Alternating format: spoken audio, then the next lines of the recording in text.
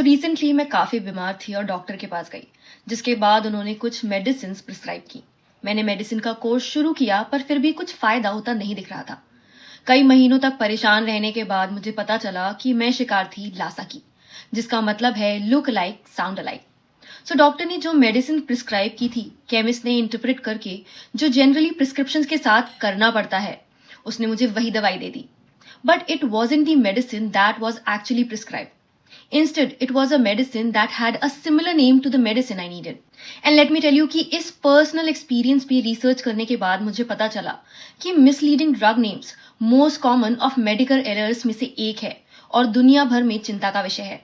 In fact England जैसे देश में हर साल 237 मिलियन ऐसे एरर्स होते हैं। Well, I was very lucky कि मेरे केस में मुझे ज्यादा परेशानी नहीं उठानी पड़ी। बट इंग्लैंड के एक केस में एक पेशेंट को मॉर्फिन प्रिस्क्राइब किया गया था, but he was mistakenly given hydromorphone, which is 5 times stronger than morphine, जिसकी वजह से डेंजरस एंड फेटल ओवरडोज हो गई and the patient died. Presently market में हजारों ऐसी दवाएं हैं और इनमें से काफी मेडिसिन ऐसी हैं जो या तो दिखने में, मतलब पैकेजिंग वगैरह की वजह से, या फिर उनके नाम ऑलमोस्ट सिमिलर होने की वजह से जनरली लोगों को कंफ्यूज करती हैं। इनमें ब्रांड या ट्रेडमार्क नाम भी शामिल हैं। कई दवाओं के नाम दूसरी दवाओं के नामों की तरह दिखते या सुनाई देते हैं और इस भ्रम में योगदान दे रहे हैं इलेजिबल लिखावट, दवाओं के नाम की अधूरी नॉलेज, नए प्रोडक्ट्स, सिमिलर पैकेजिंग या labelling, similar clinical use, similar ताकत, डोजेज और मैन्युफैक्चरर्स और रेगुलेटरी अथॉरिटीज की विफलता। कमाल की बात यह है कि LASA meaning look alike sound alike medicine दुनिया भर में एक बहुत बड़ी प्रॉब्लम है और इससे कई पेशेंट्स को भारी नुकसान झेलना पड़ा है और आगे भी इससे काफी परेशानी हो सकती है। पर आज तक इससे डील करने के लिए कोई लॉ नहीं बनाया गया है। हाउएवर, पिछले साल अक्टूबर में WHO ने medication safety for look alike sound alike medicine, जो उनकी मेडिकेशन सेफ्टी सॉल्यूशन सीरीज का एक पार्ट था, इस पर एक वेबिनार कंडक्ट किया। मेडिकेशन रिलेटेड हार्म जो लासा की वजह से होता है, उसे कैसे प्रिवेंट किया जा सकता है, इस वेबिनार में इस इशू को डिस्कस किया गया। WHO ने सजेस्ट किया कि डॉक्टर्स को प्रिस्क्रिप्शन कैपिटल लेटर्स में लिखना चाहिए, जिससे कंफ्यूजन कम हो।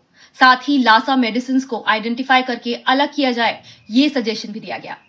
इसके अलावा पेशेंट्स के लिए भी ये सजेस्ट किया गया कि वो किसी मेडिसिन को कंज्यूम करने से पहले उसके बारे में पूरी जानकारी डॉक्टर से या फार्मासिस्ट से ले लें। साथ ही डॉक्टर्स को ये भी रिकमेंड किया गया कि वो दवाओं के जेनेरिक नेम्स का यूज करें, ताकि ब्रांड नेम की वजह से होने वाले कंफ्यूजन से बचा जा सके। इनफैक्ट पिछले साल 3 अगस्त को नेशनल मेडिकल काउंसिल ने एक कंट्री वाइड नोटिफिकेशन जारी किया, जिसके अकॉर्डिंग सभी रजिस्टर्ड मेडिकल प्रैक्टिशनर्स को जेनेरिक दवाओं पर स्पष्ट जोर देने के साथ साथ other important guidelines like systematic medical record keeping, generating legible prescriptions जैसे इंस्ट्रक्शंस का पालन करना होगा।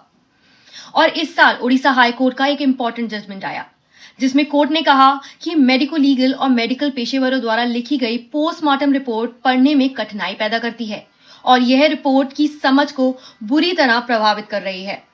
कोर्ट ने एक डायरेक्शन भी इशू किया and on the basis of it state के चीफ सेक्रेटरी ने एक सर्कुलर इशू किया। इस सर्कुलर में डॉक्टर्स से रिक्वेस्ट किया गया कि वो prescriptions and postmortem reports legibly in capital letters और इन टाइप्ड फॉर्मेट लिखें, इससे उन्हें इजीली पढ़ा जा सके। ओडिशा में ये सर्कुलर 11 जनवरी 2024 से लागू हो चुका है। हालांकि ऐसे रूल्स की जरूरत पूरे देश को है। आपका इस बारे में क्या ख्याल है? Do comment and let me know.